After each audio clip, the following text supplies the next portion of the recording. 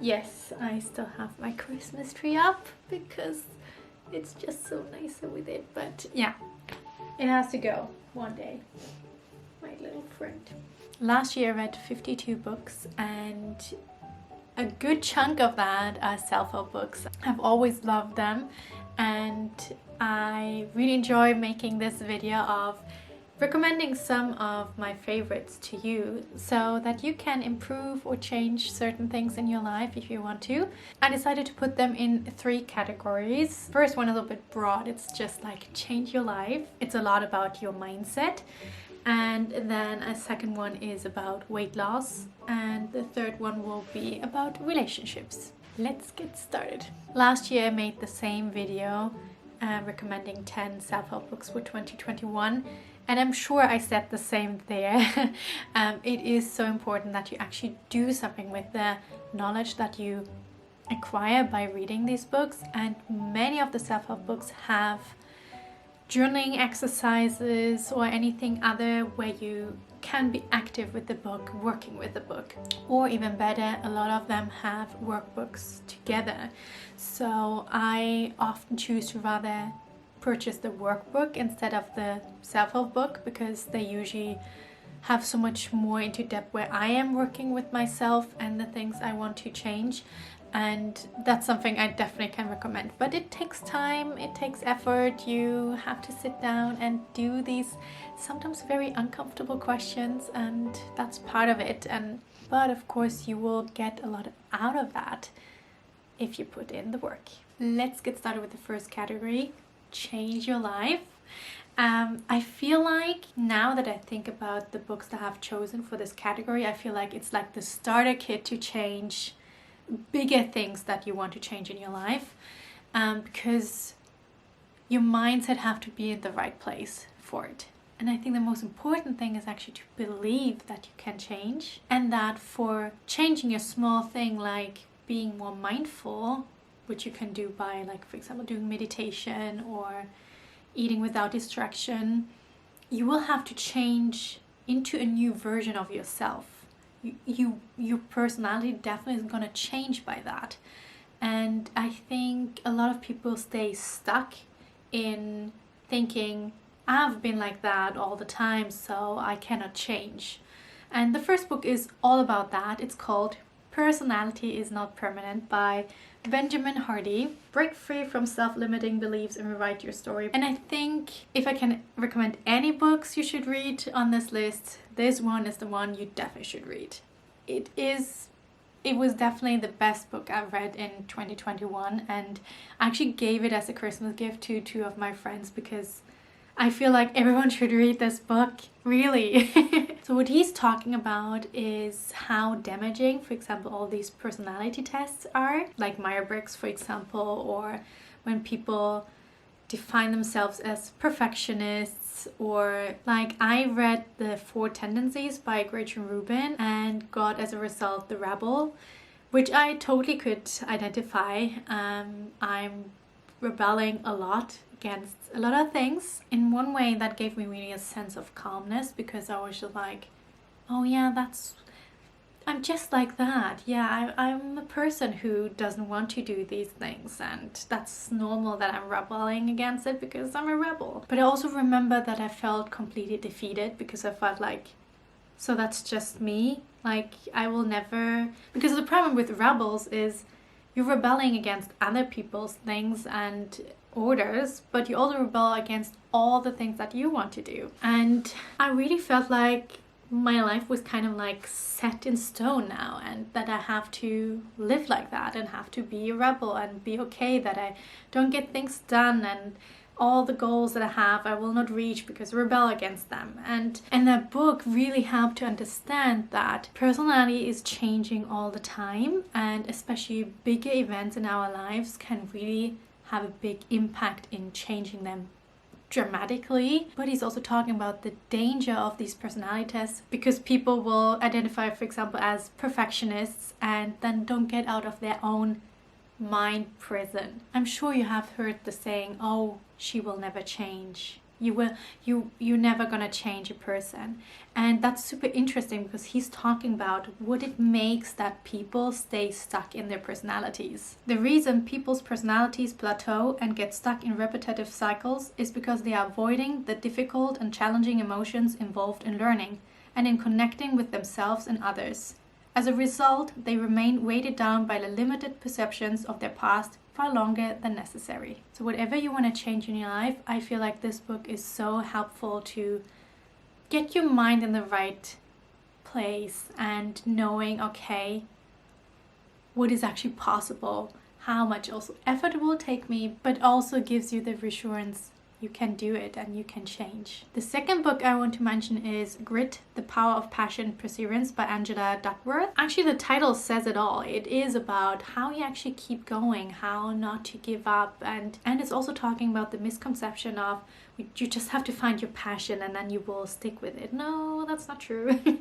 It is way more harder work, and it is a skill to learn to just keep going, even though there are a lot of days where you just don't like your passion, and you actually don't have to be passionate about something to keep going. The third book is Finish by John Acuff, which is going in the same direction, but it's talking more about like actually finishing things. I really felt like this book title talked to me because I have been really bad in finishing things. I have started so many things in my life, but I was really bad in finishing it. And interestingly enough, finish is also the word of the year for me in 2022. Reading this book really helped me to see, where do I have a perfectionist mindset? Where do I not want to finish because I'm afraid of a certain feeling that will occur afterwards? Or where I'm afraid of the end result, that it is not good enough, for example. And at the life coach school, they teach the concept of B- work, which is kind of the same as like better done than perfect. And it really helped me to see, okay, it doesn't have to be perfect. It can be very messy in between. It's more important that you actually put something out there. I see that with YouTube videos. I often feel like, oh, they were not good enough. I shouldn't edit this, I just should try again, or well, I try next week and I can just leave it for this weekend. And it really helps to remember, no, it's okay to not be perfect, and you just continue and you can get better on the way. But it's so important to show up and finish your products.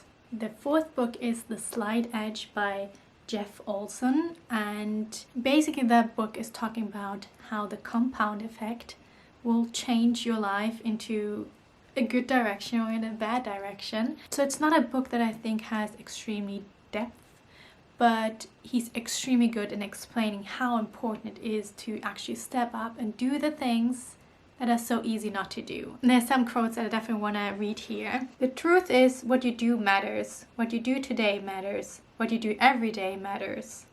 Those little things that will make you successful in life, that will secure your health, your happiness, your fulfillment, your dreams, are simple, subtle, tiny things that nobody will ever see, nobody will applaud, nobody will even notice. They are those things that at time you do them often feel like they make absolutely no difference. Like they don't matter, but they do. It is also doing the thing you said you were going to do long after the mood you said it has left you. You can be as impatient as you like, but it won't bother the slight edge. It's always moving at its own optimal speed, with or without your consent, whether you're aware of it moving or not. It's easy to stay active. It's also easy not to. And if you stop, it won't kill you today. But that simple error in judgment, compounded over time, will absolutely destroy the getting of any goal you're after. So if you're looking for some more inspiration, motivational quotes, this book is amazing. I think this book has the most highlights of all my self-help books, because there were so many good things it said, and it kind of really ingrained in my mind how important it is to just do these little things, like drinking extra glass of water, going for a walk, writing down your 3 things you're grateful for, telling your friend that she's amazing in knitting. All these small things seem to not matter, but they do. And I think this book is just so brilliant in explaining what kind of power that can have over time. So I really can recommend that one too. And then the fourth book, and the last in this category, is You Are Not Your Brain by Jeffrey Schwartz. So while the other 4 books really want to help you to believe new things, get a better understanding on things, and also motivate you, the 5th book is way more, let's get going. Let's get started. It is a lot of how changing your thoughts will help you to reach certain goals. And they talk, for example, about stopping drinking, feeling depressed, social anxiety. They also talk about an anxious attachment to another partner, where I felt like, oh yeah, this sounds a lot like me.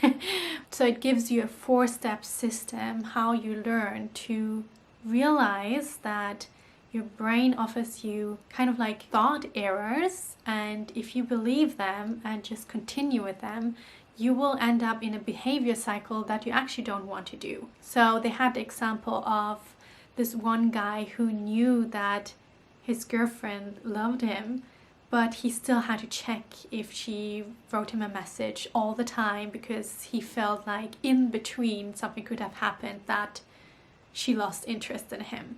And the book really beautifully explained how you have to work on that, how you have to separate yourself from these thoughts, how you have to label them, and then what you have to do after that. And I'm not finished with the book, but so far I can see how much that will help me in my things I want to work on, and I can really recommend it to everyone who wants to change certain things where you feel like your mind is controlling you. And this book gives you really a practical way how to work on that. So the second category I chose was weight loss, because of course this has been a topic for me the past year. And one of the most important books in that regard is the book If I'm So Smart, Why Can't I Lose Weight by Brooke Castillo, which is also like my mentor. She's the founder of the Life Coach School, and I have learned so many concepts from her. This book is already a bit older. I think it's from 2006. So there's some concepts that are now outdated, where she has also continued her method, how she teaches things. But there's still a lot of tools that I can recommend and that I use on my weight loss journey, like learning to eat on a hunger scale, feeling when you're hungry, eat when you're hungry, stop when you're full, working out on your mindset, working on body movement, learning how to feel your feelings instead of eating them. So it's funny to read about an iPod or a CD player, because it feels so long time ago. But still, it's definitely a really good book. So if you want to lose weight and want to use the methods of the Life Coach School, I think this is a good start, together with like her podcast episodes. If you're an emotional eater, this workbook is for you. It's the Food and Feelings Workbook by Karen Koenig, and she also has written the book The Rules of Normal Eating. I haven't read that book, but so far I've been working through, I think, 25% of the book, and it really helps to work on your feelings before you're gonna eat. It is about journaling exercises, but also like actually physical body exercise that you have to do. And of course it also gives quite a lot of information. But I feel like these 3 parts, these different exercises and the information, work really well together, and I definitely can recommend that. If you're not just an emotional eater but identify as a binge eater, and that means you eat probably even several times a week, very uncontrolled, a huge amount of food in a short time, where you feel like you lose control, and you also feel like you can't even, it sometimes feels like a dream afterwards, where you're just like, how was I able to eat 2 pizzas and so much chocolate? Then you might be a binge eater. And I think if you are, I think you definitely should look into get more professional help. In my case, I was supposed to get professional help because my GP thought I had a binge eating disorder, but that health institution who was supposed to provide that care declined my request because my GP had forgotten to write more about the impact what this binge eating has on me. And it was not enough that I had gained 25 kilograms. That was just not enough for them, so I got declined. And of course I could have gone back to my GP and we could have solved that, but that's probably where the rebel in me said, no way, I'm trying by myself. And the Brain Over Binge guide was the best thing in that regard. It really helped me to separate this thought that will start before I'm gonna binge, and in the beginning I wasn't even aware that I had certain thoughts that kind of start the binge eating process. And over time you get a little bit breaks between your thinking and then your actions, and at one point you're able to not eat. It gets better over time. For me it took around 5 months to learn to not binge anymore, and I still have overeating episodes, but not binging where I feel physically so uncomfortable that, like, I remember sometimes I couldn't even move anymore, and these times are gone. And I think the Brain Over Binge guide was one of the best help I had in that time. She also has a book where she talks about her own journey, but the Brain Over Binge guide is again more like a workbook. It is more practical, where you really work on your stuff and not just reading and gaining information. That's why I would recommend more that one. Third category is relationships. I chose this category because I thought myself I could work a little bit more on that, and these are 2 books that I haven't read yet, but were recommendations of friends. And the first one is Attached: The New Science of Adult Attachment and How It Can Help You Find and Keep Love, by Amir Levine and Rachel Heller. So in that book they talk about different attachment theories, how people attach to each other, and I think they're like 3 distinct ways, like anxious, avoidant, and secure. And my friend Elizabeth read it and said it was a really good one, so this is on my reading list for this year. And then second book is We Can Work It Out: Resolving Conflicts Peacefully and Powerfully, by Marshall Rosenberg. I feel like since I live by myself, I do not experience a lot of conflicts like on a daily basis, and that also means it is quite difficult to actually practice being a better person in a conflict. And recently I had a fight with my colleague and I really wanted to go. I never wanted to talk to her again, but I stayed, and I felt this tremendous feeling of, this is so uncomfortable. I feel so disconnected from her and I just want to go and leave, but I didn't. I stayed there and I found some words that kind of like connected us back together. And this whole experience made me so proud because I could see how much progress I had made in this regard. So I'm so thankful for actually this conflict.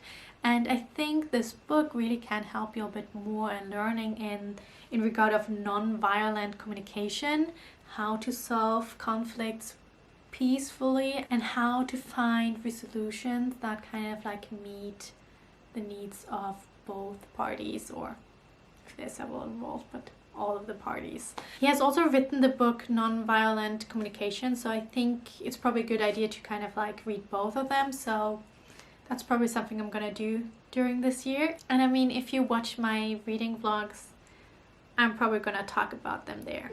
So there you have my 10 self-help books to read in 2022. I hope you enjoyed this video. Maybe you can leave me a comment telling me what kind of book you could recommend for 2022. And this was the last time with the Christmas tree in the background, and I see you next Sunday. Have a great week. Bye bye.